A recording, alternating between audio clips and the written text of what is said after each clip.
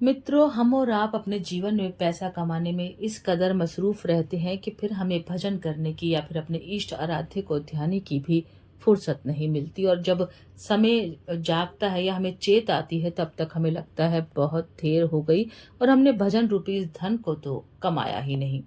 आइए इसी बात पर एक बहुत ही प्यारा सा प्रेरक प्रसंग आपको सुनवाती हूँ, इस भजन के धन को लेकर।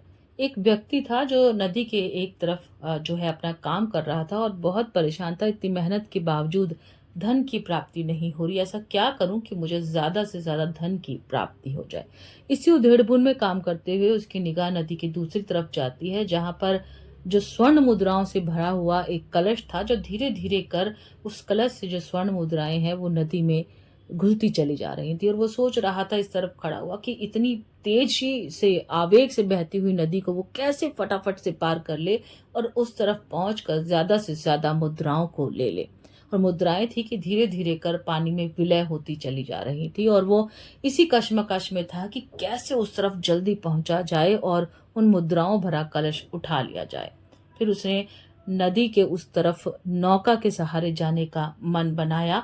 और जब उस तरफ जा रहा था, तब भी उसके मन में था कि समय बहुत मेरा जो है व्यर्थ हो रहा है उस तरफ जाने में, और ये मुझे कलश तो लगता है जब तक वहां पहुंचूंगा खाली ही हो जाएगा। इसी क्रम में वो अपनी जो नदी में जो अपनी नौका थी उसे खेता हुआ जल्दी जल्दी से सोच रहा था कि दूसरी तरफ पहुंच जाऊं और उस धन को ले लूं। और हुआ भी कुछ ऐसा ही कि जब वो नदी के उस तरफ पहुंचा, तो जो कलशे की जो मुद्राएं थी वो धीरे धीरे कर नदी में घुलती चली जा रही थी और बस कुछ ही मुद्राएं बची थी। फिर उसने बहुत ही भारी मन से उस चंद मुद्राओं को उठा लिया और अपने घर का रुख किया और सोचा कि अगर जल्दी पहुंच जाता तो मुझे ज्यादा से ज्यादा मुद्राएं मिल जाती और मेरा जो जीवन का संकट है वो दूर हो जाता।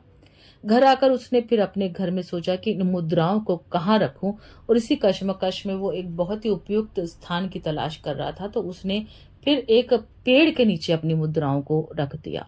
और जब सुबह उठकर देखा तो हैरान कि वो पेड़ जो था वो स्वर्ण का बन चुका था। जी हाँ साथियों, वो पारस मणि थी या फिर पारस मुद्रा थी।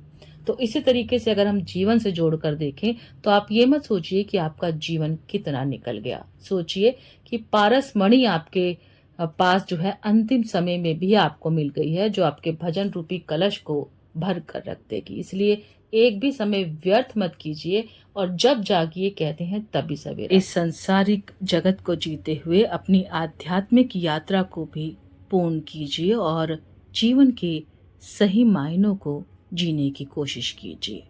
इसी में हमारी भलाई है।